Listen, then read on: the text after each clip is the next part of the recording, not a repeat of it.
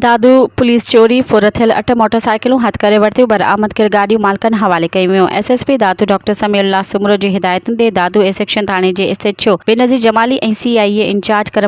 करम अली इमरानी जी अॻवानी में पुलिस ॾोहारियुनि ख़िलाफ़ मुख़्तलिफ़ हंधनि ते छापा हणी शहरियुनि जी चोरी थियल ऐं फुर थियल लखे रुपयनि जूं मोटरसाइकिलूं हथ करे वरितियूं आहिनि। ॼाणल कार्रवाइयुनि में दादू जे जगताबाद मोहल्ले मां शहरी अदिल पंवर जी फुर थियल 125 मोटरसाइकिल, 5 मोर वटां शहरी ग़ुलाम हुसैन मल्हा खां फुर थियल मोटरसाइकिल, अमीनाणी भरिसां एलकार नियाज़ चन्ना खां फुर थियल मोटरसाइकिल, शहरी अली मोहम्मद सोलंकी ऐं ॿियनि खां फुर थियल मोटरसाइकिलूं हथ करे संदन हवाले कई वयूं आहिनि। फुर थियल मोटरसाइकिलुनि जा संदन मालिकनि जी फरियाद ते दादू सेक्शन ऐं अमीनाणी थाणनि ते केस पिणु दाख़िल आहिनि। ॿिए पासे मोटरसाइकिल मालिकनि ऐं ॿियनि शहरियुनि एसएसपी ऑफिस अची पुलिस कारकर्दगी खे साराहींदे एसएसपी दादू डॉक्टर समीउल्लाह सुमरो ऐं SHO Benazir Jamali, CIA incharge Karam Ali Imrani ऐं ॿियनि पुलिस एहलकारनि खे हार पाराए संदन हौसला अफ़ज़ाई पिणु कई आहे। इन मौक़े ते SSP Dadu doctor Samiullah Soomro police team खे शाबाशी ॾिनी ऐं खेनि वधीक महिनत ऐं ड्यूटी करण जी तलक़ीन कई।